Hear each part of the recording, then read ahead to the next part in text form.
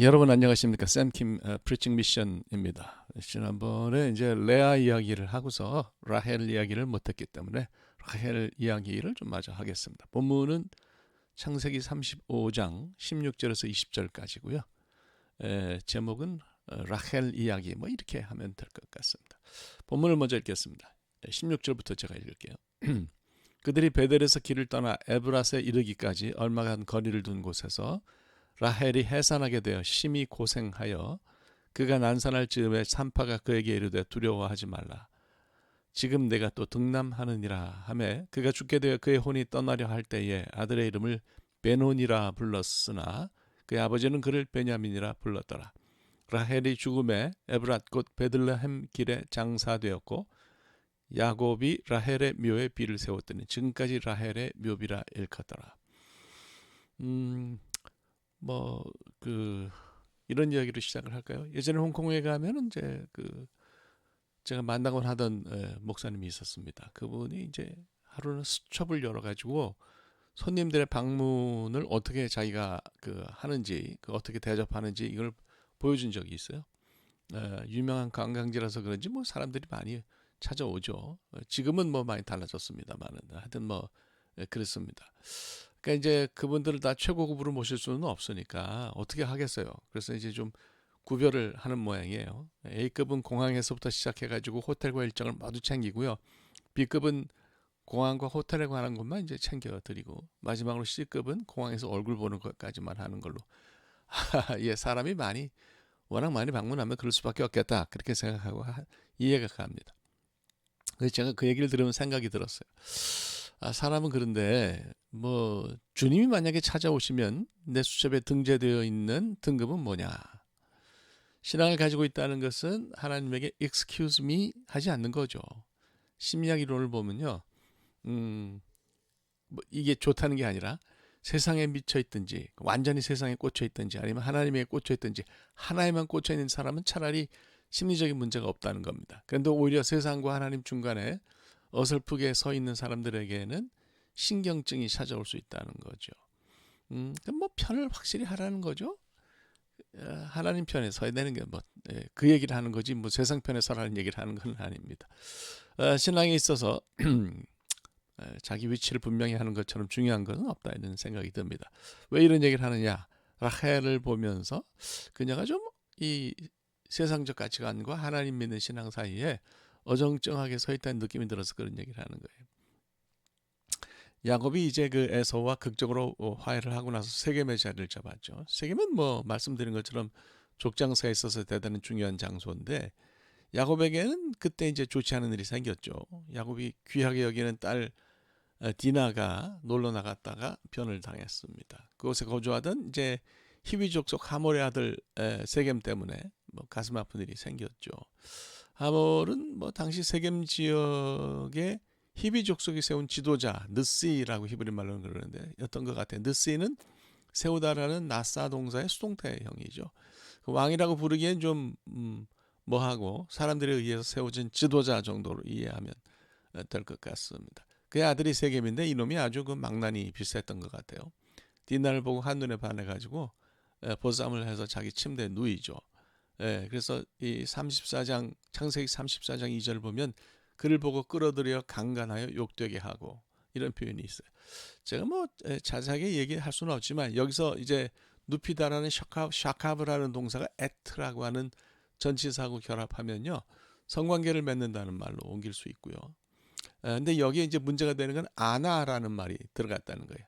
모욕하다, 억압했다 이런 뜻이거든요. 그러니까 아주 본인의 의사와 상관없이 성폭행을 했다 이렇게 보는 거죠.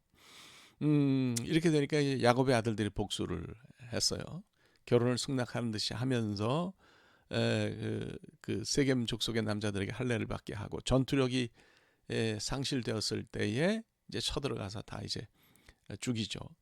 근데 이제 야곱은 복수를 한 거는 감정적으로는 시원한데 원려를 하면 좀 멀리 내다보면은 좀 이것 때문에 가나안에 정착하는 게 이제 난관에 부딪혔다고 판단을 했던 것 같아요. 뭐냐면 이런 일이 주변 사람들에게 이제 경계심과 적대감을 가지게 할 수 있었기 때문에 그래요. 그래서 이제 베델로 일시 피신해서 하나님께 제사를 드리죠. 신앙적으로 일을 정리한 후에 에브랏, 이 베들레헴인데 에브랏에 이르렀을 때 라헬에게 산기가 있었어요. 그녀가 몸이 약했던 탓인지 아니면 디나와 관련된 일로 충격을 받았기 때문인지 알 수는 없지만 라헬은 난산 끝에 베냐민을 낳고 세상을 떠납니다. 문제가 이제 다음에 발생하는 거죠. 야곱의 집안에는 선산인 막벨라가 있었는데 라헬이 그곳으로 가지를 못했습니다. 왜 라헬은 전통적인 그 가족 무덤 그리고 이 족장들의 무덤인 막벨라로 가지 못하고 베들레헴 길가에 묻히고 말았을까? 여행 중이어서 경황이 없어서 그랬을까요? 아니 막벨라가 멀었을까요?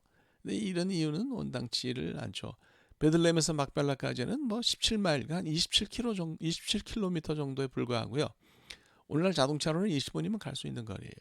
또 심지어 창세기 50장을 보면 요셉이 야곱의 유언을 따라서 아버지 유해를 애굽에서 막벨라로 옮겼잖아요. 굉장히 중요한 장소예요. 이게 이제 족장들이 다 묻혀. 저도 이제 거기 가봤지만 족장들 무덤이 다 거기 있어요. 근데 왜 야곱은 라헬을 위해서는 거기 가지 않고 노변의 묘를 썼을까?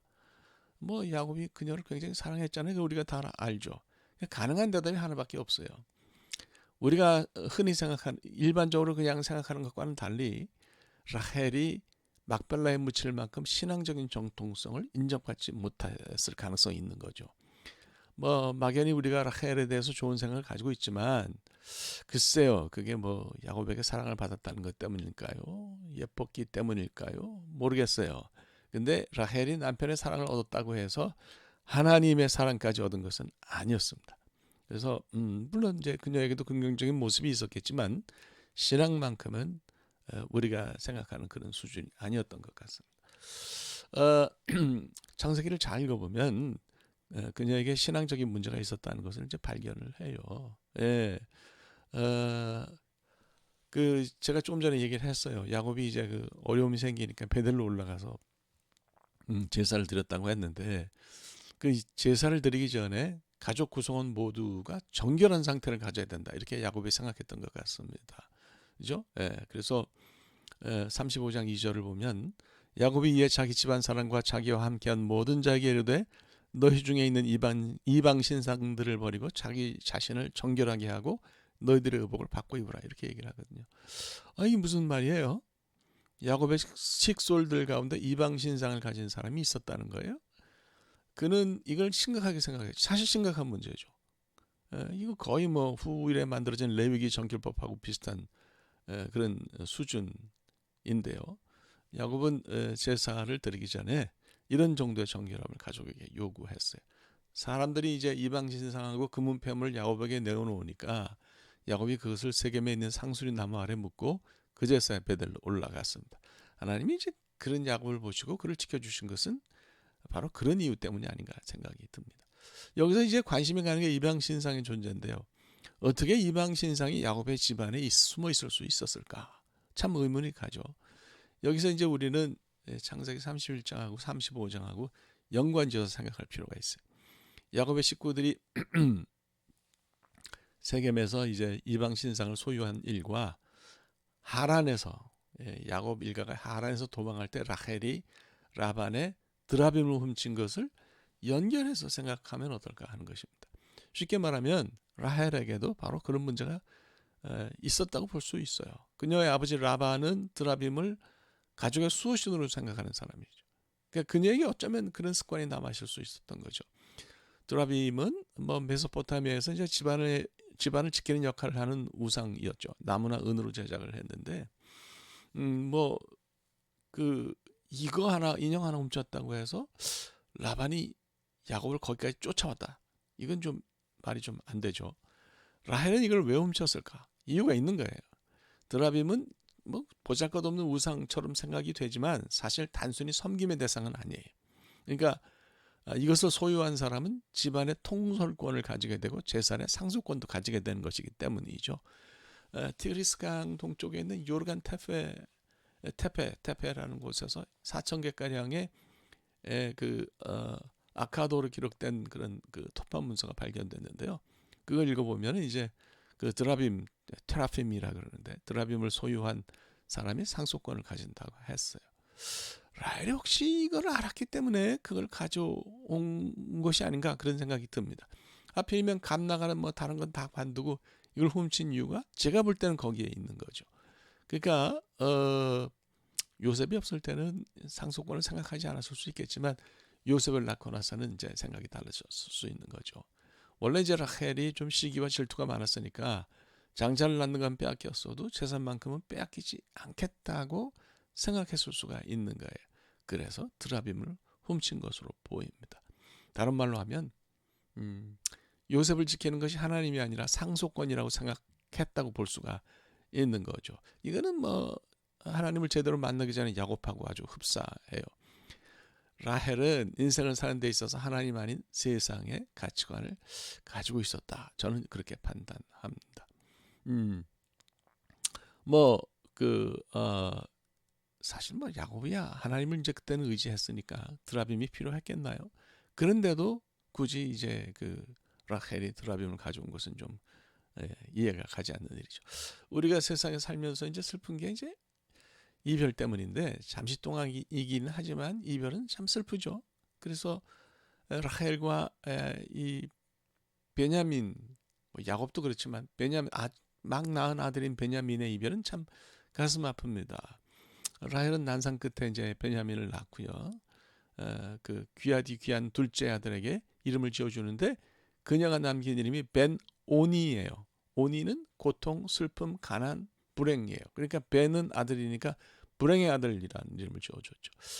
그녀의 고통을만 보면 뭐 장면을 이해하지 못할 바는 아닌데 객관적으로 이해하자면 이건 이런 이름을 아들에게 지어준 거는 좀 당혹스럽죠. 자기 자신의 슬픔과 고통을 아이의 이름에 집어넣은 것이기 때문에 그렇습니다. 세상을 떠나는 게 뭐 고통스럽지만 그렇다고 해서 자기가 낳은 아들의 이름에 자기의 슬픔을 새겨넣는 것은 신앙적 자세가 아닙니다. 사실 아이를 책임지는 것은 부모라기보다는 하나님이에요. 하나님. 그러니까 슬플 때 슬픈 편에 서지 않고 하나님 편에 서는 것이 신앙이 아니겠습니까? 야곱은 이런 면에서 이제 가치관이 달랐죠. 벤 오니라고 하는 이름은 거절하고 벤 야민, 베냐민이라고 읽죠. 야민은 원래 오른쪽을 가리키는 말인데 올바르다, 복이 있다 그런 뜻을 가지고 있어요. 그러니까 야곱은 비록 엄마가 세상을 떠났지만 하나님이 주시는 복을 받는 훌륭한 아들이 될 것이라는 뜻을 이름에 넣은 거예요. 야곱도 뭐 굉장히 슬펐겠죠. 그런데 슬픔을 넘어서는 그런 모습을 여기서 보이고 있는 것입니다. 야곱은 세상의 평등, 엄마가 없으면 아이가 잘 크기 어렵다는 속설편에 서지를 않았습니다. 그는 하나님 편에 서서 아들을 하나님께 맡겼어요. 아들이 잘 컸죠. 레아는 아들 6에 딸 하나를 두었는데요. 뭐 굉장히 많은 자녀를 낳았고요. 평생 동안 그렇게 사랑받기를 원했던 야곱의 유언 속에 이름을 넣었습니다. 그리고 집안의 전통적인 족장들의 무덤이 막벨라굴에 안장이 되었습니다. 반면에 라헬은 야곱의 사랑을 받긴 했지만 마지막이 좋지 않았어요. 난산 끝에 세상을 떠났고 베냐민이 성장하는 것을 보지 못했습니다.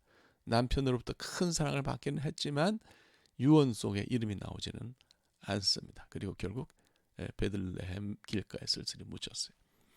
하나님을 알고 하나님을 믿고 하나님을 예배도 하지만 실제로 우리의 삶을 다스리는 것은 무엇입니까? 사도 바울은 고린도 교회 보내는 첫 번째 편지에서 세상의 지혜는 어리석다고 했습니다. 나를 다스리는 것이 세상의 가치관이냐 아니면 하나님 지혜냐 이거 잘 이해해야 돼요. 그래서 하나님을 선택하고 온전히 하나님 편에 서서 하나님께 삶의 가치를 두는 사람이 될 수 있다면 그것처럼 훌륭한 것이 없어요. 하나님은 이런 사람을 책임지시기 때문입니다. 오늘 좀 길었네요. 여기까지 하고요. 기도하겠습니다. 하나님, 라헬이 우리의 생각과는 다르게 에브라스의 길가에 쓸쓸히 묻혔던 것이 이유가 있는 것임을 저희들 살펴보았습니다. 우리는 하나님 편에 온전히 서게 하여 주시옵소서. 예수 그리스도의 이름으로 기도합니다. 아멘. 오늘 여기까지 하도록 하겠습니다. 대단히 감사합니다.